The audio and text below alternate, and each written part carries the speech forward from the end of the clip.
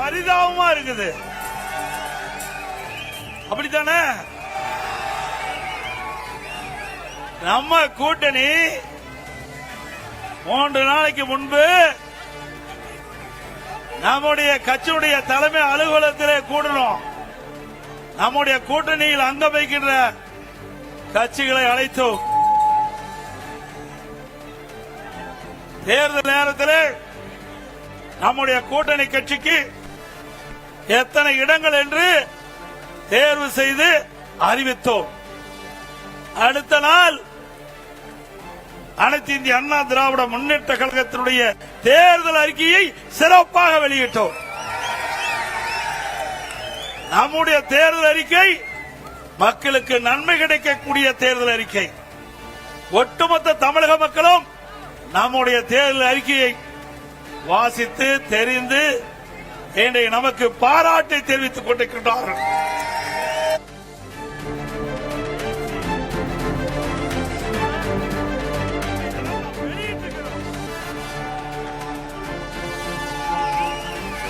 அது மட்டுமல்ல, அனைத்து இந்திய அண்ணா திராவிட முன்னேற்ற கழகம்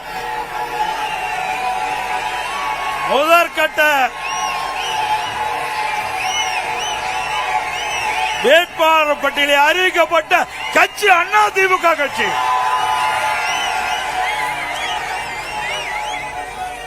முதற்கட்டமாக போட்டியிடுகின்ற வேட்பாளர் 23 பேர் அடங்கிய பட்டியலை நாம் அறிவித்திருக்கின்றோம். இன்னும் ஓரிரு நாட்களில் அனைத்து இந்திய அண்ணா திராவிட முன்னேற்ற கழக வேட்பாளர்கள் போட்டியிடுகின்ற பட்டியல் முழுமையும் வெற்றி அறிவிக்கப்படும் என்பதை மகிழ்ச்சியுடன் தெரிவித்துக்கிறேன். வேட்பாளர் பட்டியலில் அறிவிக்கப்பட்ட கட்சி அண்ணா திமுக கட்சி.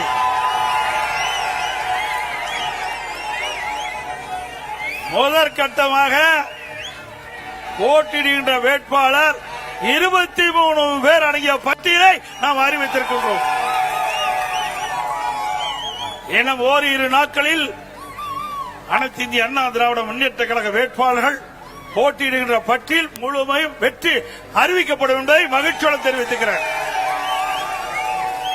திமுகவுடைய நிலை என்ன? திராவிட முன்னேற்ற கழகம் கூட்டணி அமைப்பதற்கு 20 நாட்களா போராடிட்டு இருக்கிறாங்க. ஒவ்வொரு கட்சியும் பதறிக்கொண்டிருக்கின்றது. திராவிட முன்னேற்ற கழக தலைமையிலே அமைக்கப்பட்ட கூட்டணி கட்சிகள் போராடி போராடி அவர்கள் தொகுதியை பெற வேண்டிய அவல நிலை அந்த கூட்டணியிலே இருக்கின்றது. அதிமுக அப்படி அல்ல. அதிமுக தலைமையிலே அமைக்கப்படுகிற தேசிய ஜனநாயக கூட்டணி கட்சிகள் தலைவர்கள் சுதந்திரமாக இருக்கின்றார்கள். திமுக கூட்டணியில் அங்கம் வைக்கின்ற கட்சிகள் அடிமையாக இருந்து கொண்டிருக்கின்றது. ஸ்டாலின் பேசுகிறார், கூட்டணி கட்சி தலைவர்கள் பேசுகிறார்கள். 10 ஆண்டு காலமாக தொடர்ந்து திராவிட முன்னேற்ற கழக தலைமையிலே பயணித்துக் கொண்டிருப்போம் என்று இருக்கிறோம் என்று. ஆக 10 ஆண்டு காலம் திராவிட முன்னேற்ற கழகத்திற்கு அடிமையாக இருந்து கொண்டிருக்கின்றீர்கள். இப்படி அடிமையாக இருந்த காரணத்தினால்தான் 2021 சட்டமன்ற பொதுத் தேர்தலில் திராவிட முன்னேற்ற கழக தலைமையிலே அமைக்கப்பட்ட கூட்டணிக்கு ஒதுக்கப்பட்ட இடத்தை விட குறைவான இடத்தை பெற்றிருக்கின்றீர்கள். ஆக திராவிட முன்னேற்ற கழக தலைமையிலே அமைக்கப்பட்ட கூட்டணி கட்சியை சேர்ந்த தலைவரை எண்ணி பார்க்க வேண்டும். உங்களிடத்திலே திராவிட முன்னேற்ற கழகத்திற்கு ஆட்சி அதிகாரம் இருக்கின்ற போது திராவிட முன்னேற்ற கழக ஆட்சியை புகழ்ந்து பாட வேண்டும் என்று உங்களை பயன்படுத்திக் கொண்டார்கள். ஆனால் தேர்தல் வருகின்ற பொழுது உங்களுக்கு தகுந்த அந்தஸ்தை கொடுக்காத கட்சி திராவிட முன்னேற்ற கழக கட்சி.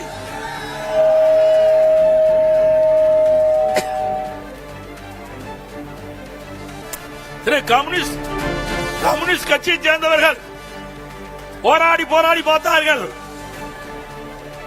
அவருடைய கட்சியுடைய நிர்வாகிகள் கூட்டத்தை கூட்டி பார்த்தார்கள்.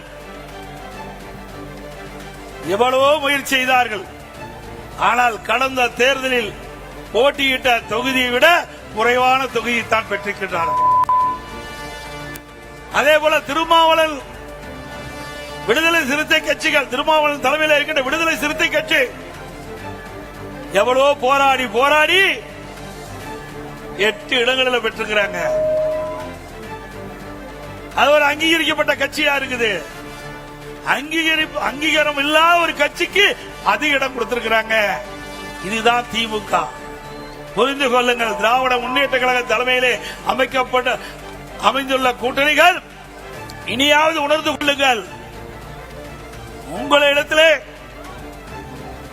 திராவிட முன்னேற்ற கழக விசுவாசம் கிடையாது. திராவிட முன்னேற்ற கழகத்தை நம்பியவர்கள் நடு ரோட்டிலே விட்டு விடுவார்கள். அனைத்து இந்திய அண்ணா திராவிட முன்னேற்ற கழக தலைமையிலே அமைக்கப்படுகின்ற கூட்டணி கட்சி தலைவர்களுக்கு உரிய மரியாதை கிடைக்கின்ற கட்சி அண்ணா திமுக கட்சி.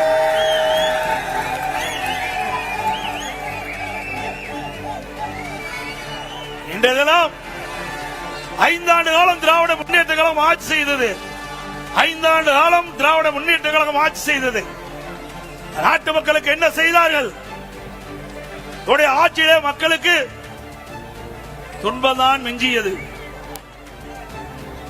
திராவிட முன்னேற்ற கழகம் என்றால் குடும்ப கட்சி, வாரிசு அரசியல், குடும்பத்துக்காக இருக்கின்ற கட்சி திமுக கட்சி, மக்களுக்காக இருக்கின்ற கட்சி அண்ணா திமுக கட்சி.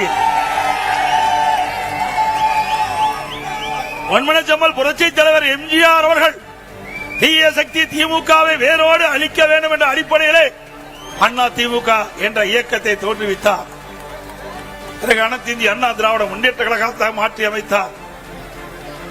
பொன்மனச்செம்மல் புரட்சி தலைவர் எம்ஜிஆர் அவர்கள் அவர் ஆட்சி செய்த போது நாட்டு மக்களுக்கு பல்வேறு திட்டங்களை கொண்டு வந்து ஏழை எளிய ஒடுக்கப்பட்ட நசுக்கப்பட்ட தாழ்த்தப்பட்ட மக்கள் இன்றைக்கு தமிழகத்தில் ஏற்றம் பெற்று கேட்டு சொன்னால் நம்முடைய தலைவர்கள் போட்ட திட்டம் புரட்சி தலைவர் எம்ஜிஆர் காலத்திலும் சரி, புரட்சி தலைவி அம்மா அவர்கள் ஆண்ட போதும் சரி, இருவரும் தலைவர்கள் முதலமைச்சர் இருந்த காலத்திலே தமிழ்நாடு மற்ற மாநிலத்திற்கு எடுத்துக்காட்டாக விளங்கியது.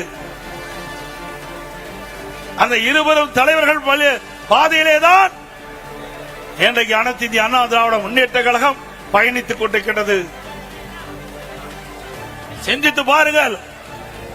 இதே புரட்சி தலைவி அம்மா அவர்கள் தமிழகத்துடைய முதலமைச்சர் இருந்த காலகட்டத்திலே எத்தனையோ திட்டங்களை கொண்டு வந்து நாட்டு மக்கள் நன்மை பெற்றிருக்கின்றார்கள்.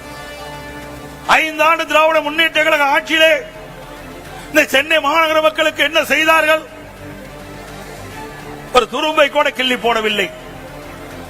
அனைத்து இந்திய அண்ணா திராவிட முன்னேற்ற கழக ஆட்சியிலே கொண்டு வரப்பட்ட திட்டங்கள் ஸ்டிக்கர் ஒட்டி அந்த திட்டத்தை கூட முழுமையாக நிறைவேற்றப்படவில்லை. ஆங்காங்கே அண்ணா திமுக ஆட்சியில் கொண்டு வந்த திட்டம் முடிவு பெற்று துவக்கி வைத்துக் கொண்டிருக்கிற காட்சிதான் இன்றைய திமுக ஆட்சியிலே பார்க்கப்படுகிறது. மழைநீர் வடிகால் வசதி அனைத்து இந்திய அண்ணா திராவிட முன்னேற்ற கழகத்திலே மாண்புமிகு புரட்சி தலைவி அம்மா தமிழகத்துடைய முதலமைச்சராக இருந்த பொழுது கொண்டு வரப்பட்ட திட்டம் சுமார் 2400 கிலோமீட்டர் தூரம் வடிகால் வசதி செய்து கொடுக்கப்பட்டது. இன்றைக்கு கனமழையால் சென்னை மாநகர மக்கள் பாதிக்கக்கூடாது, பெய்கின்ற மழைநீர் முழுவதும் வெளியேற்றப்பட வேண்டும் என்ற அடிப்படையில் மழைநீர் வடிகால் பணி மேற்கொள்ளப்பட்டது அனைத்து இந்திய அண்ணா திராவிட முன்னேற்ற கழக ஆட்சியிலே.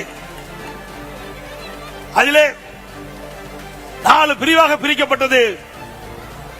பேஸ் 1, பேஸ் 2 இரண்டும் அண்ணா திமுக ஆட்சியிலே நிறைவேற்றப்பட்டது.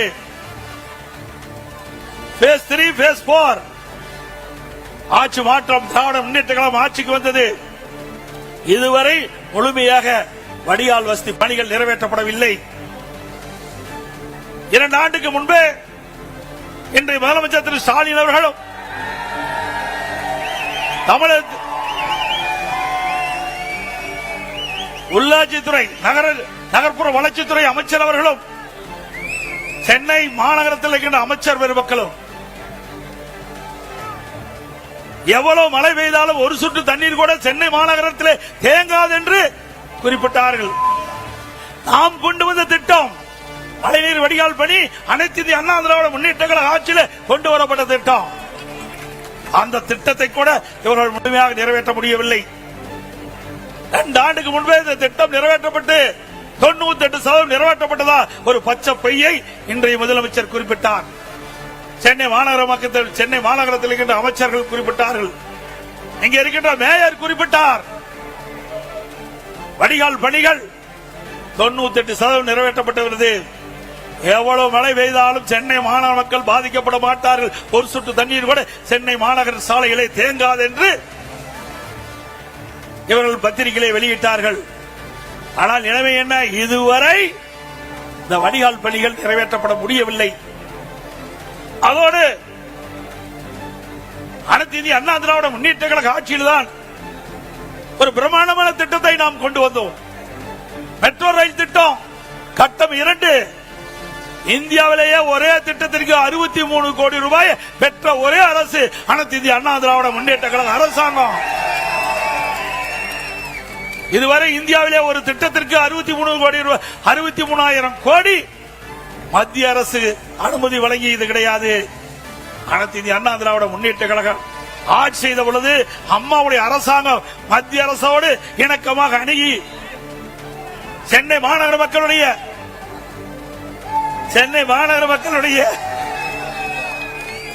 போக்குவரத்து நெரிசலை குறைக்க வேண்டும் என்று இதை புரட்சி தலைவர் அம்மா அவர்கள் திட்டமிட்டார்கள். துரதிருஷ்டவசமாக அம்மா அவர்கள் மறைந்தார்கள். அம்மா கொடுக்கப்பட்ட வாக்குறுதியை நிறைவேற்றுகின்ற விதமாக அம்மா போட்ட திட்டத்தை முழுமையாக நிறைவேற்ற வேண்டும் என்ற அடிப்படையிலே மத்திய அரசோடு தொடர்பு கொண்டு மெட்ரோ ரயில் திட்டம் கட்டம் 2 118 கிலோமீட்டர் அந்த ரயில் பாதை அமைக்குவதற்கு அனுமதி பெற்று அந்த திட்டத்திற்காக மத்திய அமைச்சர் மரியாதைக்குரிய உள்துறை அமைச்சர் அமித்ஷா அவர்களை நேரடியாக சென்னைக்கு அழைத்து அடிக்கல் நாட்டிய அரசாங்கம் அதிமுக அரசாங்கம். இந்த திட்டம் முழுமையாக நிறைவேறுகின்ற பொழுது சென்னை மாநகர மக்கள் போக்குவரத்து நெரிசல் இல்லாம பயணம் செய்ய முடியும். இது அதிமுக ஆட்சியுடைய சாதனை. அதிமுக ஆட்சியுடைய சாதனை சிந்திச்சு பாருங்கள். இப்படி ஏதாவது ஒரு பெரிய திட்டத்தையாவது 5 ஆண்டு காலத்தில் இந்த சென்னை மாநகர மக்களுக்கு கொடுத்திருக்கிறீங்களா? இல்ல. எப்பொழுது பார்த்தாலும் கொள்ளை அடிப்பதுதான் ஒரே குறிக்கோள். திராவிட முன்னேற்ற கழகத்துடைய அரசாங்கம் கொள்ளையடிக்கின்ற அரசாங்கமா மாறிவிட்டது.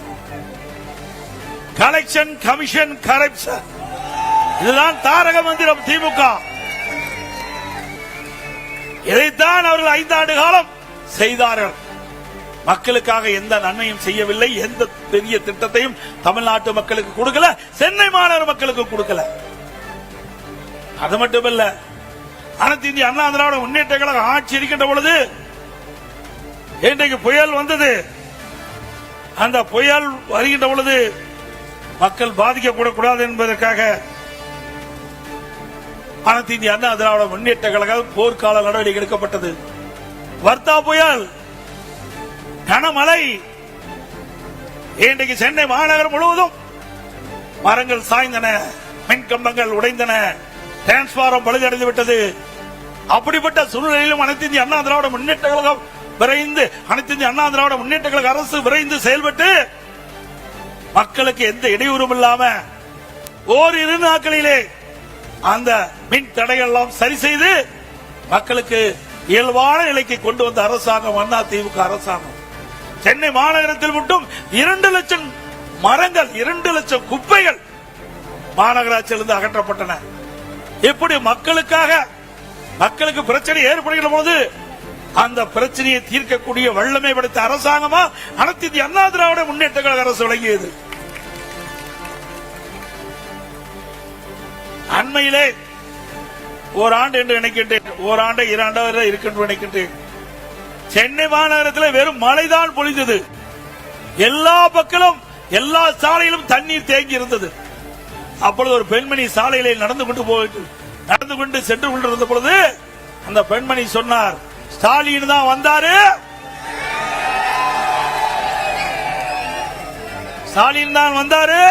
நீச்சல் அடிக்க விட்டார். அப்படிப்பட்ட நிலைமைதான் சென்னை மாநகரத்தில் விளங்கிக் கொண்டிருக்கின்றது. இன்றைக்கு ஸ்டாலினுடைய ஆட்சியில குடும்பத்தில் இருக்கின்றவர்கள் அதிகார மையங்கள், 4 அதிகார மையம். 1 முதலமைச்சர் ஸ்டாலின், 2 துணை முதலமைச்சர் உதயநிதி அவர்கள், 3 திரு ஸ்டாலினுடைய மருமகன் சபரீஸ்வரன், 4 திரு ஸ்டாலினுடைய மனைவி மரியாதைக்கு துர்கா அவர்கள். 4 அதிகார மையங்கள் தமிழகத்தை ஆட்டி படைத்துக் கொண்டிருக்கின்றது. இந்த 4 அதிகார மையங்களுக்கும் முடிவு கட்டுகின்ற தேர்தல் வருகின்ற சட்டமன்ற பொது தேர்தல்.